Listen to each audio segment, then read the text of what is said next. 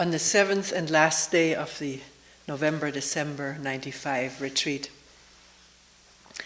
let us, as is our custom at the end of retreat, do some readings again.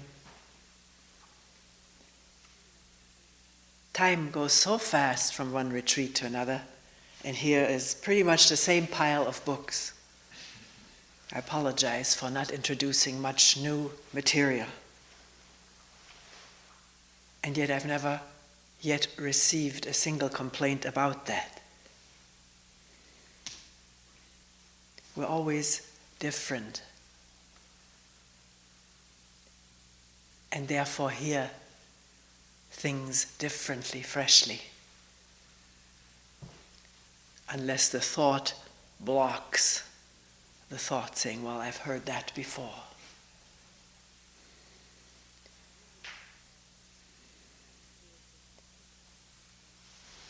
These are readings from spiritual teachers, past and present, and two poets, past and present.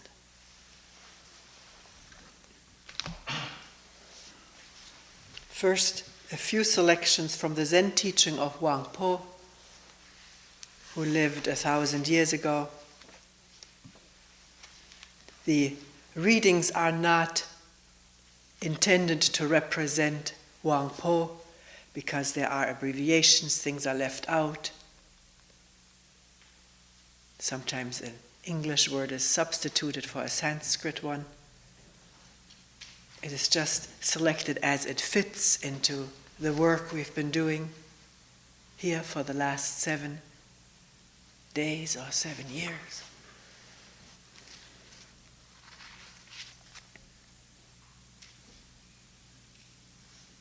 The translation is by John Blofeld, and the collection was made by a disciple of Huang Po,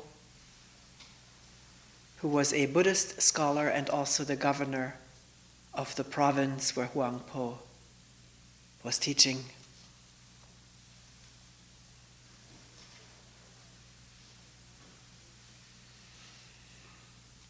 The word Buddha or Buddhas does not refer just to the historical Buddha or Buddhas,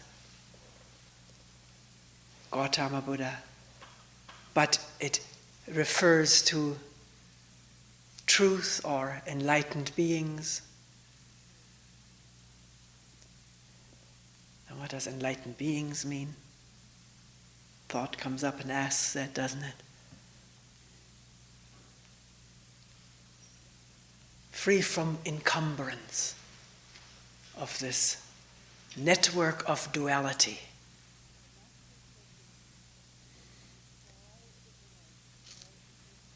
The Master said to me, all the Buddhas and all sentient beings are nothing but the one mind, beside which nothing exists.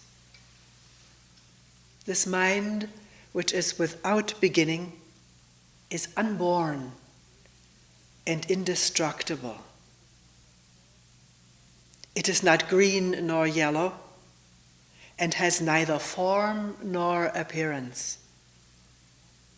It does not belong to the categories of things which exist or do not exist, nor can it be thought of in terms of young or old. It is neither long nor short, big nor small, for it transcends all limits, measures, names, traces, and comparisons. It is that which you see before you. Begin to reason about it, and you at once fall into error. It is like the boundless void which cannot be fathomed or measured. The one mind alone is the Buddha, and there is no distinction between the Buddha and sentient beings, except that sentient beings are attached to forms and so seek externally for Buddhahood. By their very seeking, they lose it.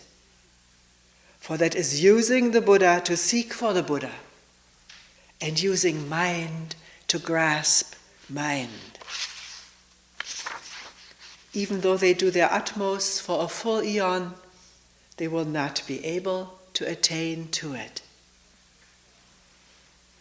People do not know that if they put a stop to conceptual thought and forget their anxiety, the Buddha will appear before them. For this mind is Buddha, and the Buddha is all living beings. It is not the less for being manifested in ordinary beings, nor is it greater for being manifested in the Buddhas.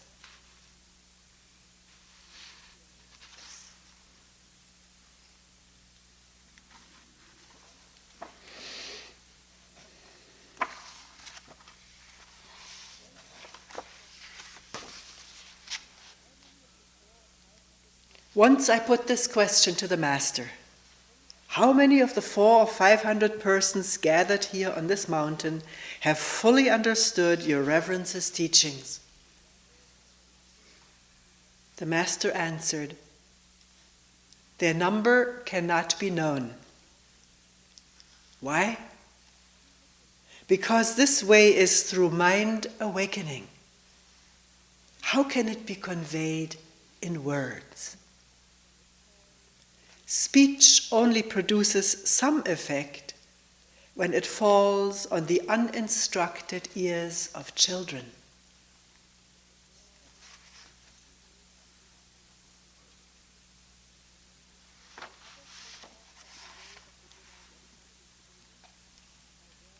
Though others may talk of the way of the Buddhas as something to be reached by various pious practices and by scripture study, you must have nothing to do with such ideas. A perception, sudden as blinking, that subject and object are one, will lead to a deeply mysterious, wordless understanding. And by this understanding, you will awake to the truth. When you happen upon someone who has no understanding, you must claim to know nothing. He may be delighted by his discovery of some way to enlightenment. Yet if you allow yourselves to be persuaded, you will experience no delight at all, but suffer sorrow and disappointment. Even if you do obtain some trifling method, it will only be a thought-constructed thing having nothing to do with truth. Your true nature is something never lost to you, even in moments of delusion, nor is it gained at the moment of enlightenment. It depends on nothing and is attached to nothing. It is all-pervading, spotless beauty. It is the self-existent, uncreated, absolute. Absolute meaning depending on nothing, unconditioned. It is a jewel beyond all price.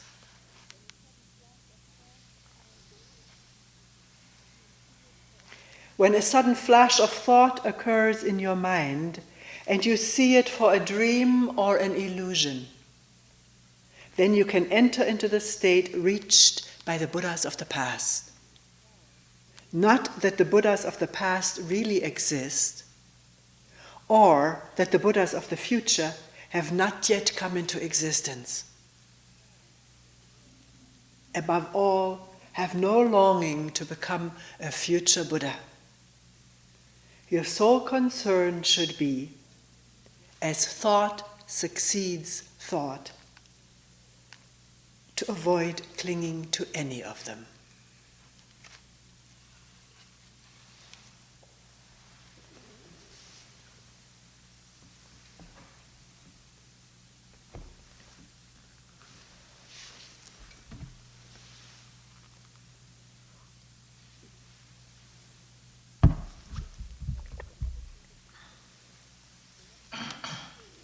Here is a selection from The Meditative Mind, a selection of passages for the study of the teachings of Krishnamurti. This one is from The Flame of Attention.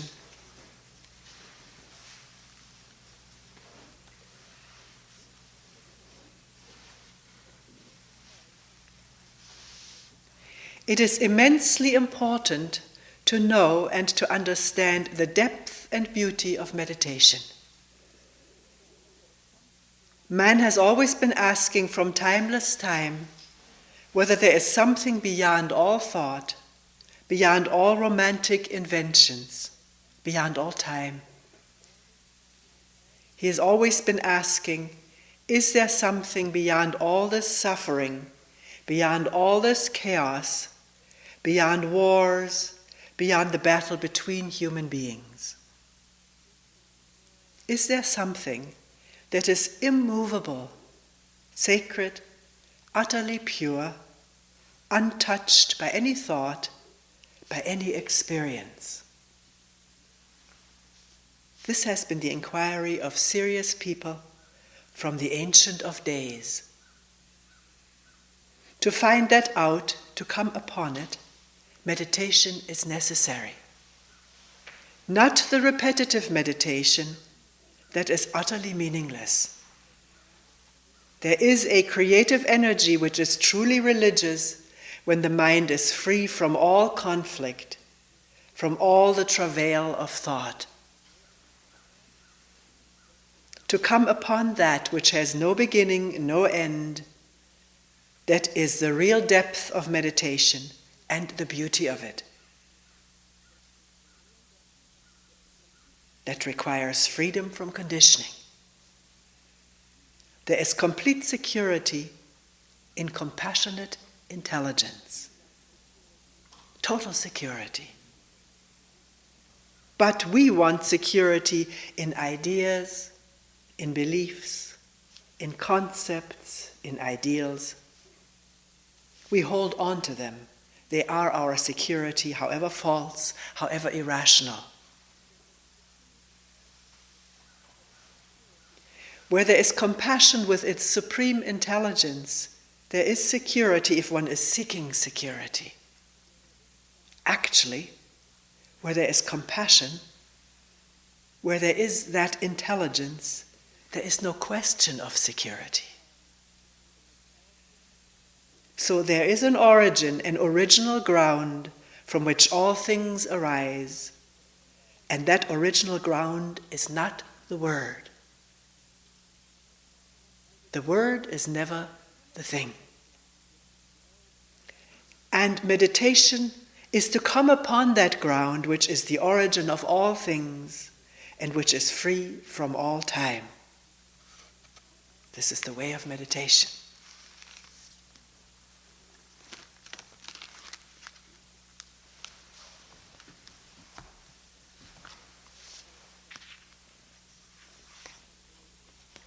And another short excerpt from a compilation of excerpts by the Krishnamurti Foundation in India.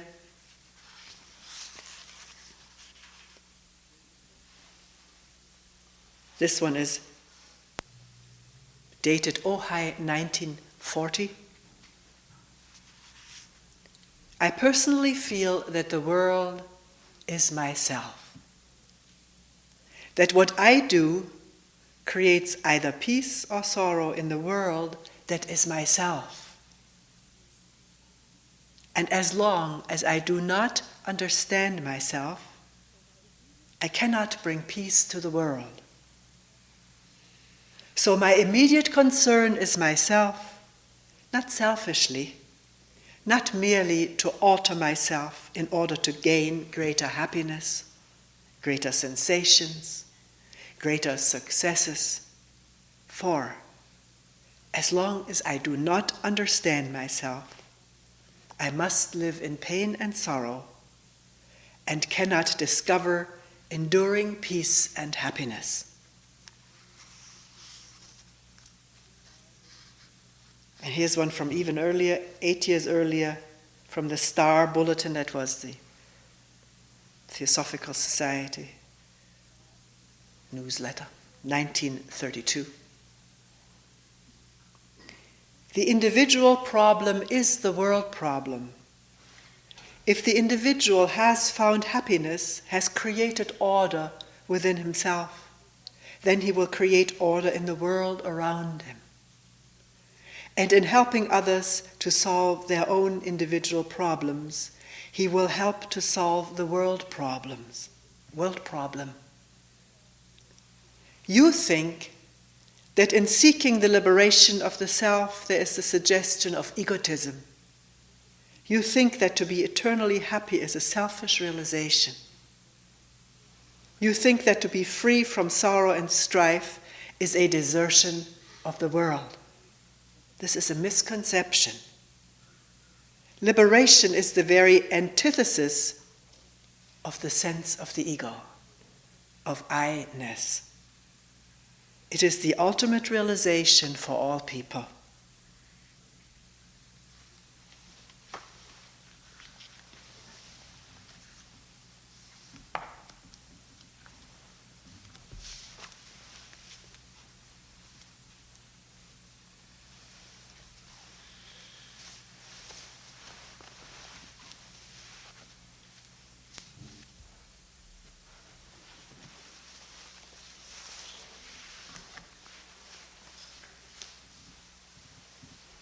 Being and Becoming by Vimala Thakur, a contemporary teacher. She lives in India. She used to travel, now she doesn't. People come to her.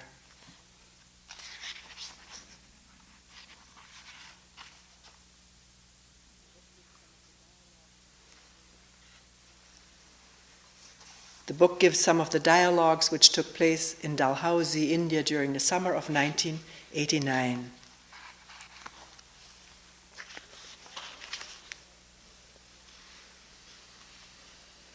We are talking about an alternative way of living, which is a meditative way of living. Acquire knowledge, let it flow through you, let it be utilized in its relevant field without creating a knower. If we look at the roots of all human misery, we will find that misery is built upon our stupidity. Or one can substitute the word stupefaction. We do not know how to relate to the social structures and use them without identification, without creating a sense of authority out of them. Structures are not sacred.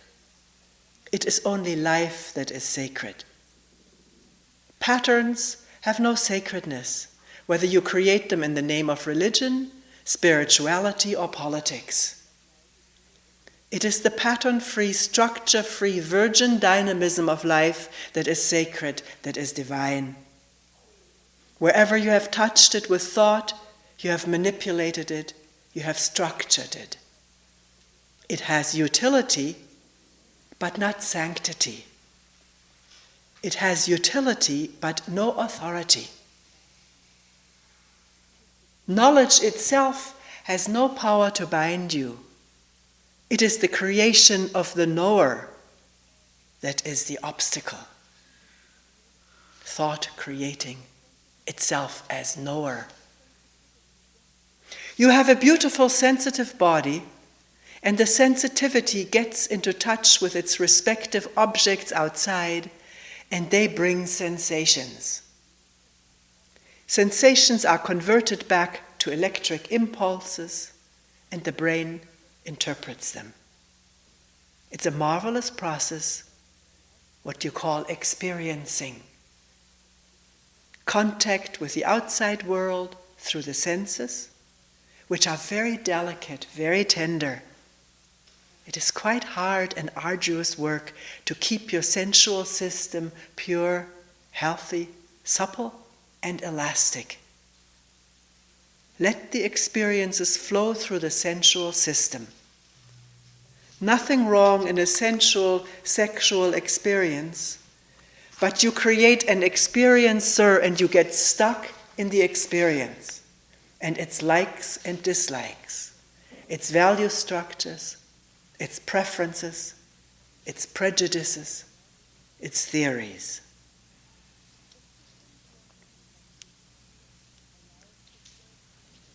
If the sensual contact with objects is allowed to flow through you without creating an experiencer, then the limited, man-made world cannot corrupt you.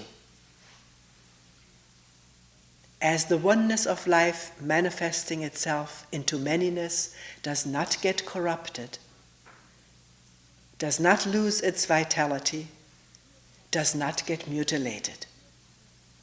In the same way, you acquire knowledge, and you appear as an individual playing the role of a father, a mother, a brother, a child.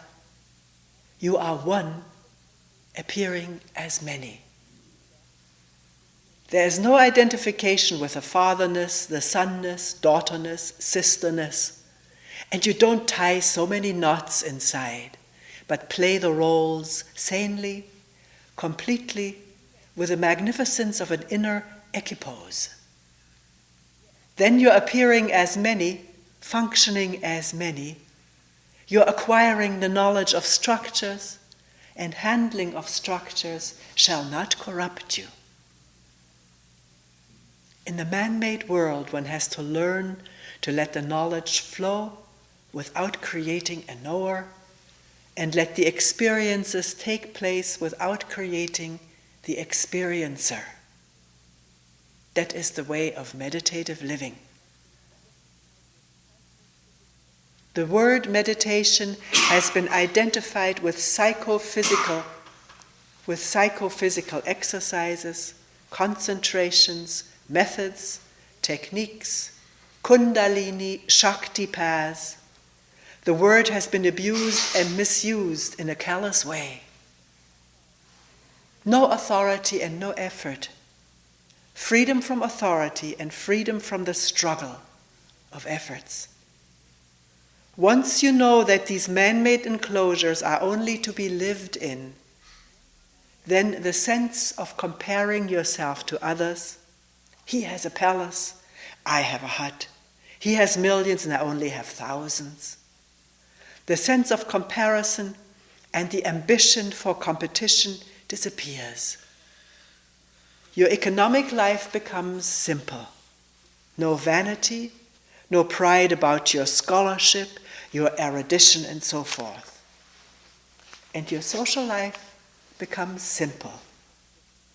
You do not move around with a begging bowl for sympathy, acceptance, prestige, acknowledgement, and so forth. Reconciled to the limitations, to the enclosures, you live and move in it. Can you see with me that effortlessness is the content of silence?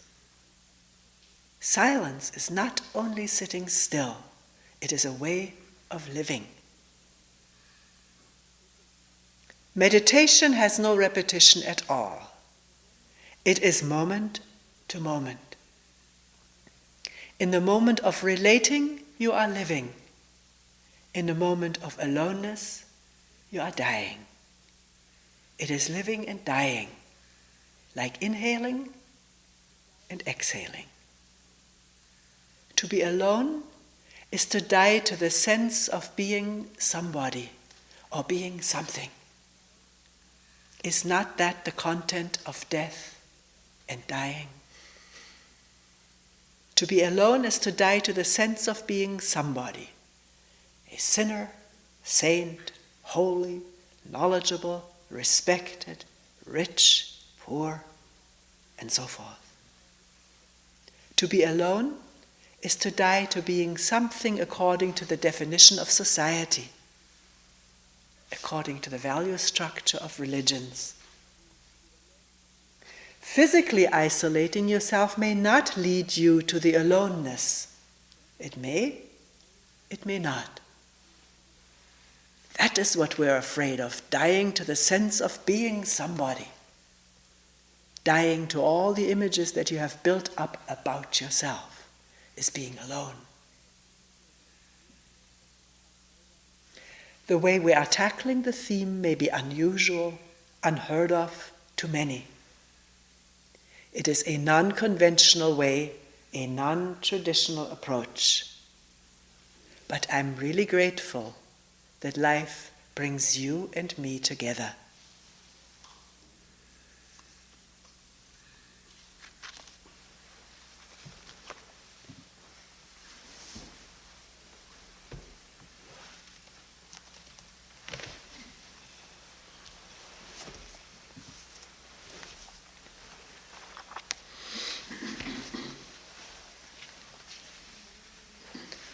A selection from Nisargadatta's I Am That. Nisargadatta died in the early 80s.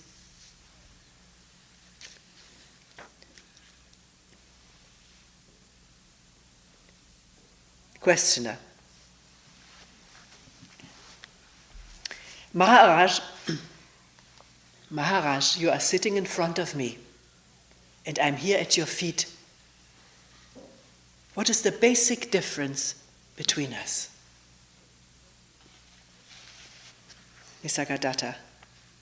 There is no basic difference. Questioner.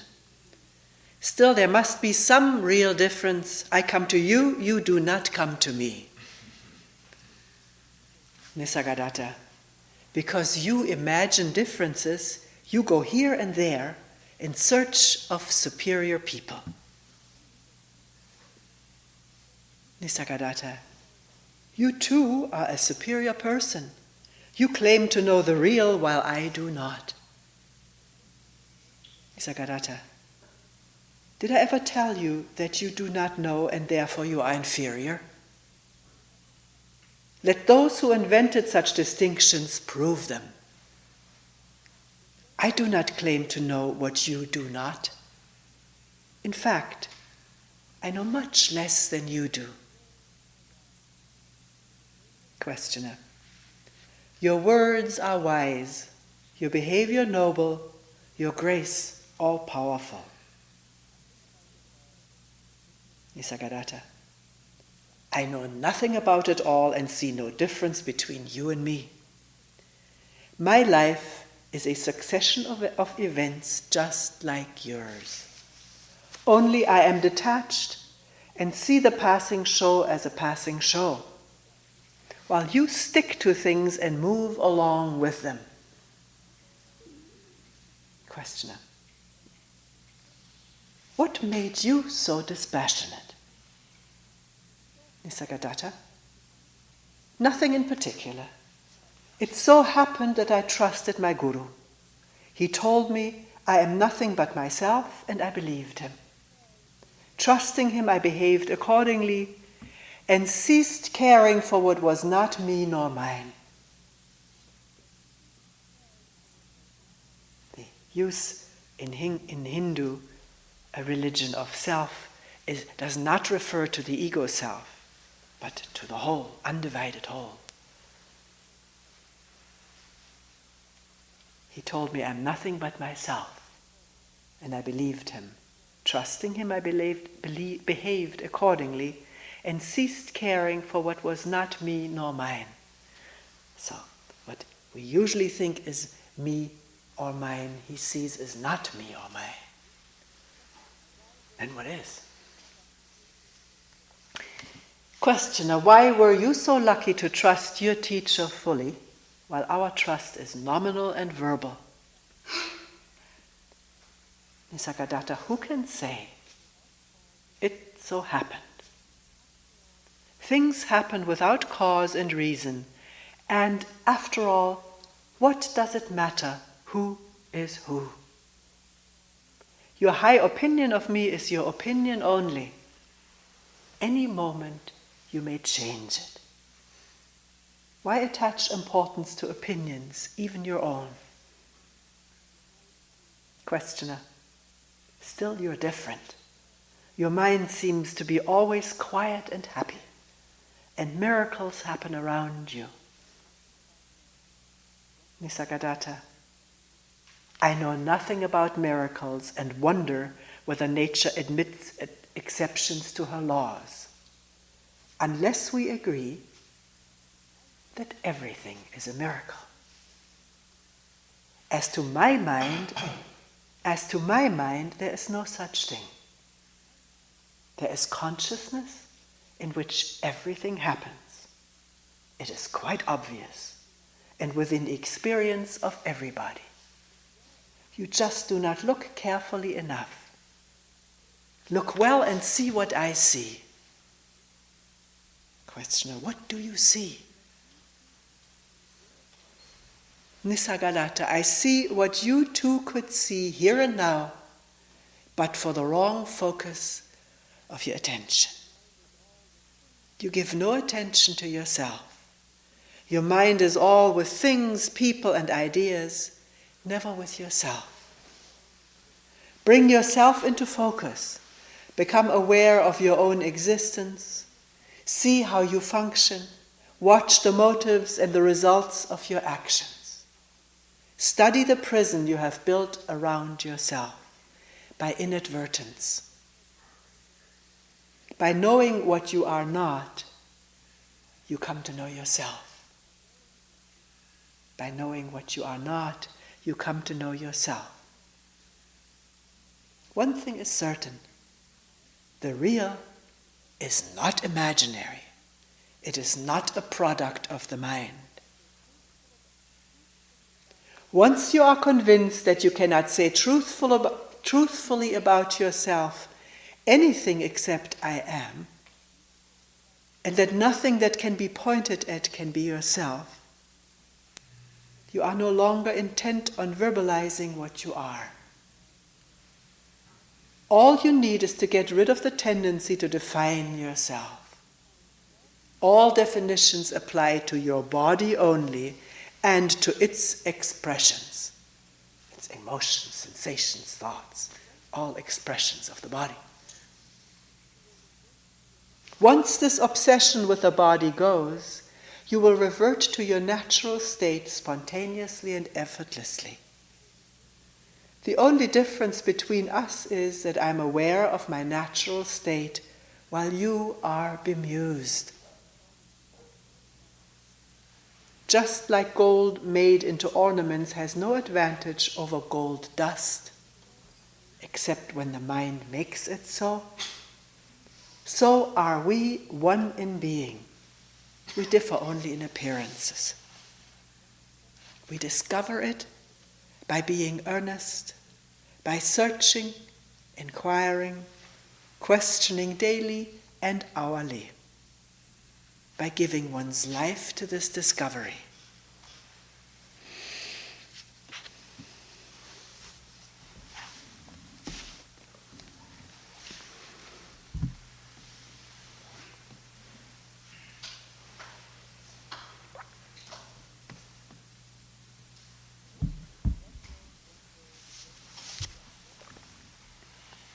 One Robe, One Bowl, the Zen Poetry of Ryokan, translated by John Stevens. Ryokan was born 1758 in Japan, and he lived the life of a hermit living in the mountains in a hut, writing poems.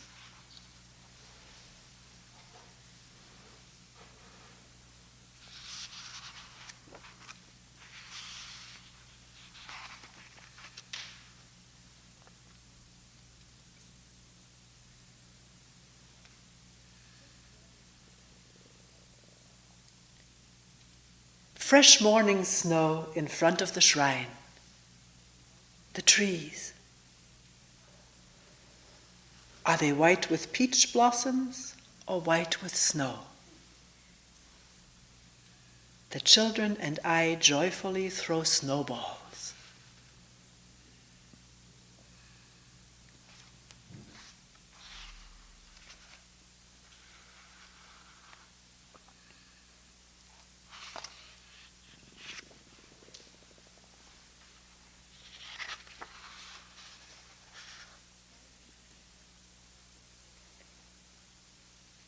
1,000 peaks covered with frozen snow, 10,000 mountain paths, yet no sign of human beings.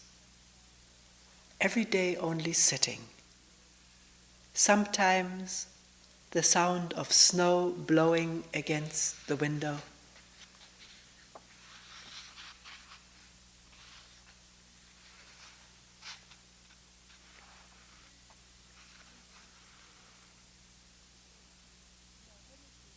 Intermittent rain. In my hermitage, a solitary light flickers as dreams return. Outside, the sound of falling raindrops. A crow sits in darkness on the wall. The fireplace is cold. No charcoal awaits my imagined visitors. I reach for a volume of poems. Tonight, in solitude, deep emotion. How can I explain it the following day?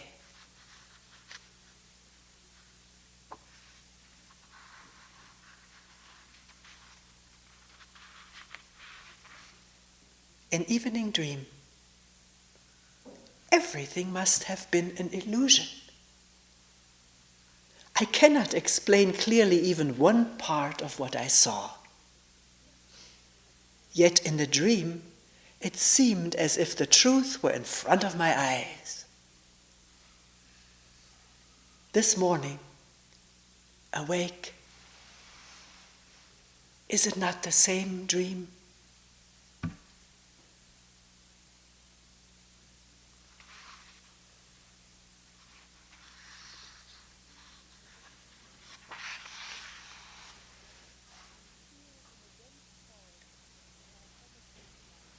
Concealed in a dense forest, my hermitage lies far beyond the village river. 1,000 peaks, 10,000 mountain streams, yet no sign of anyone. A long, cold winter's night. Slowly, a piece of wood burns in the fireplace. Nothing can be heard except the sound of snow striking the window.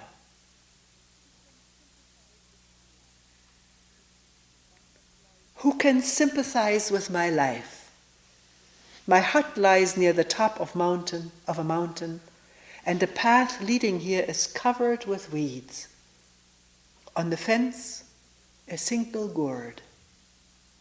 From across the river, the sound of logging. Ill, I lie on the pillow and watch the sunrise. A bird cries in the distance, my only consolation.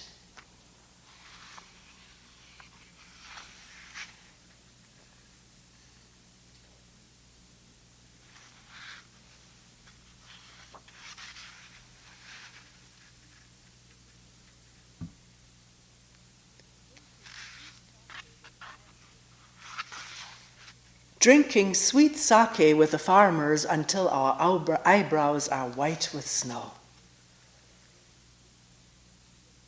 Returning to my hermitage after a journey to distant mountain villages, along the fence, the last chrysanthemums linger.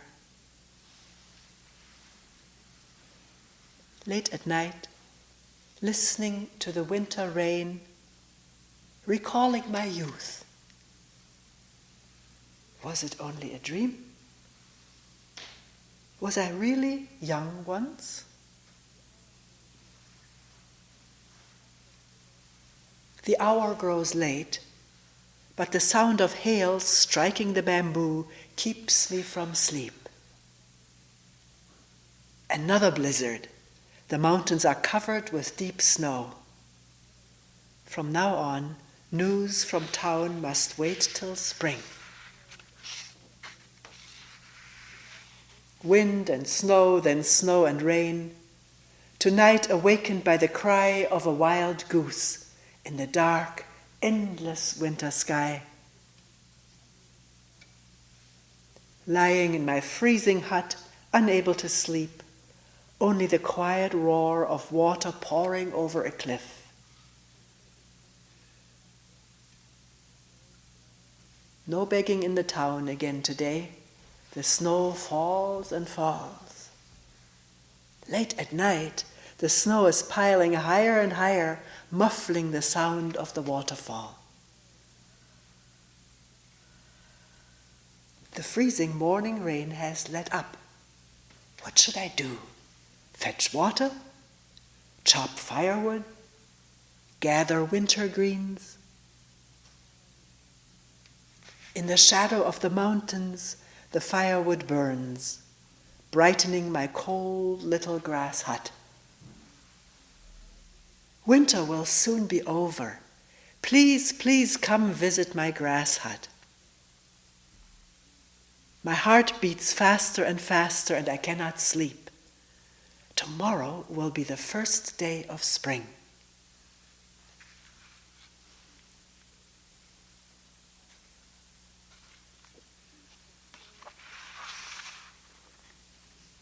A thief has stolen my mat and cushion. Why did he break into my hermitage? The door is never locked. The night is ending, and I sit alone by the window. A sparse rain falls gently against the bamboo grove.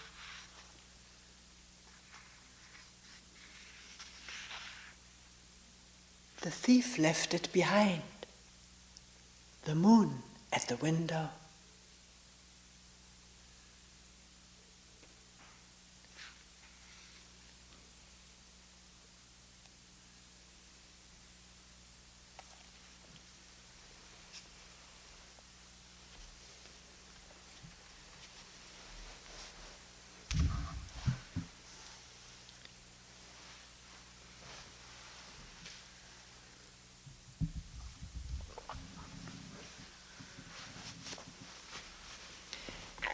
And now a few poems by Mary Oliver, contemporary poet.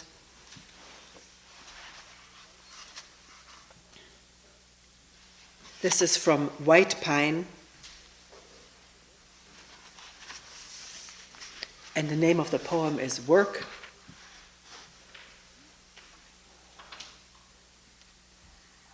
How beautiful this morning was Pasture Pond.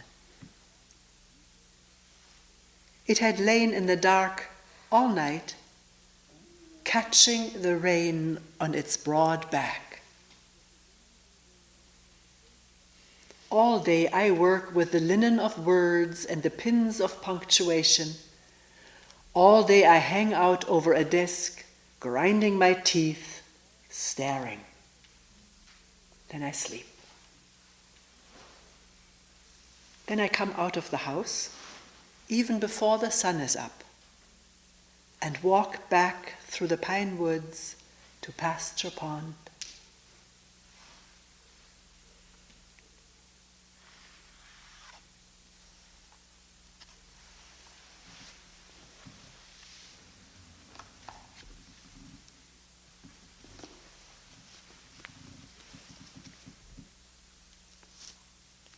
From new and selected poems,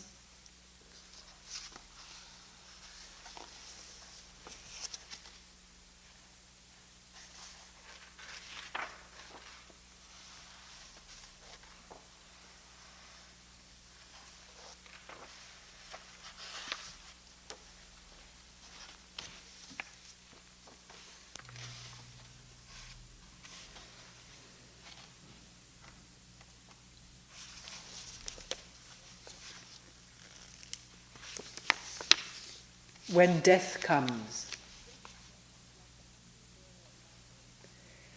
When death comes like the hungry bear in autumn, when death comes and takes all the bright coins from his purse to buy me and snaps the purse shut, when death comes like the measlepox, when death comes like an iceberg between the shoulder blades, I want to step through the door full of curiosity, wondering, what is it going to be like that cottage of darkness. And therefore I look upon everything as a brotherhood and a sisterhood. And I look upon time as no more than an idea, and I consider eternity as another possibility. And I think of life, of each life as a flower, as common as a field daisy, and as singular. And each name a comfortable music in the mouth, tending as all music does toward silence. And each body a lion of courage and something precious to the earth. When it's over, I want to say, all my life I was a bride married to amazement. I was the bridegroom taking the world into my arms. When it's over, I don't want to wonder if I have made of my life something particular and real. I don't want to find myself sighing and frightened or full of argument. I don't want to end up simply having visited this world.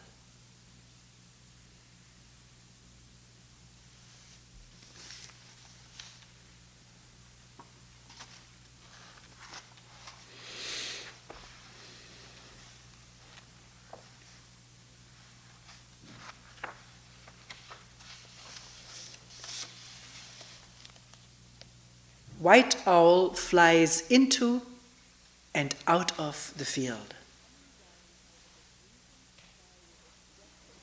Coming down out of the freezing sky with its depths of light, like an angel or a Buddha with wings, it was beautiful and accurate, striking the snow and whatever was there with a force that left the imprint of the tips of its wings, 5 feet apart, and the grabbing thrust of its feet, and the indentation of what had been running through the white valleys of snow.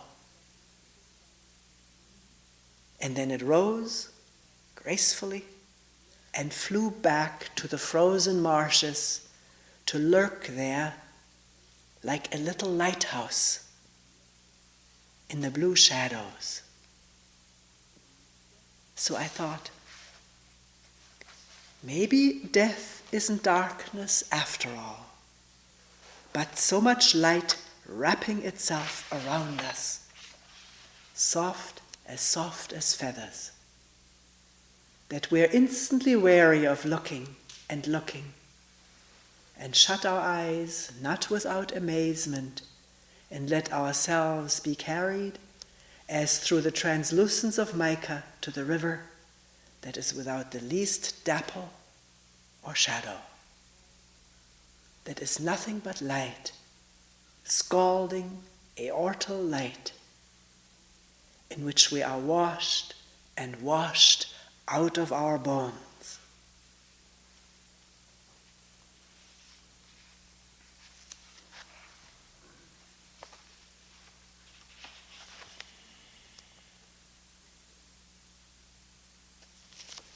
Singapore.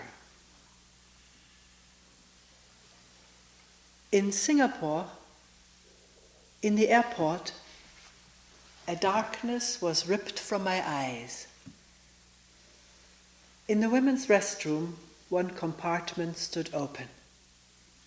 A woman knelt there washing something in the white bowl. Disgust argued in my stomach, and I felt in my pocket for my ticket. A poem should always have birds in it. Kingfishers say, with their bold eyes and gaudy wings. Rivers are pleasant, and of course, trees. A waterfall, or if that's not possible, a fountain rising and falling. A person wants to stand in a happy place in a poem. When the woman turned, I could not answer her face. Her beauty and her embarrassment struggled together and neither could win. She smiled and I smiled. What kind of nonsense is this? Everybody needs a job.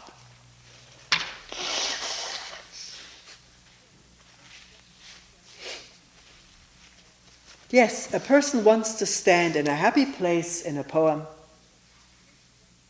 But first we must watch her as she stares down at her labor, which is dull enough. She is washing the tops of the airport ashtrays, as big as hubcaps, with a blue rag. Her small hands turn the metal, scrubbing and rinsing. She does not work slowly nor quickly, but like a river. Her dark hair is like the wing of a bird. I don't doubt for a moment that she loves her life. And I want her to rise up from the crust and the slop and fly down to the river. This probably won't happen, but maybe it will. If the world were only pain and logic, who would want it? Of course it isn't. Neither do I mean anything miraculous, but only the light that can shine out of a life. I mean, the way she unfolded and refolded the blue cloth, the way her smile was only for my sake. I mean, the way this poem is filled with trees and birds.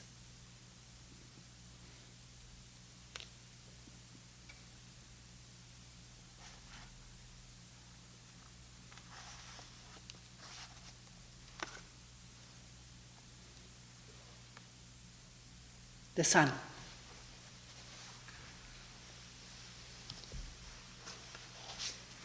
Have you ever seen anything in your life more wonderful than the way the sun every evening, relaxed and easy, floats toward the horizon and into the clouds or the hills or the rumpled sea and is gone?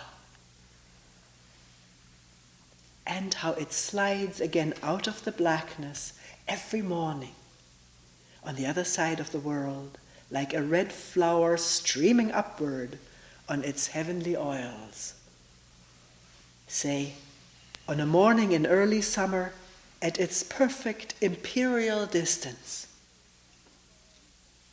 And have you ever felt for anything such wild love? Do you think there's anywhere in any language a word billowing enough for the pleasure that fills you as the sun reaches out, as it warms you, and as you stand there empty-handed? Or have you too turned from this world? Or have you too gone crazy for power, for things?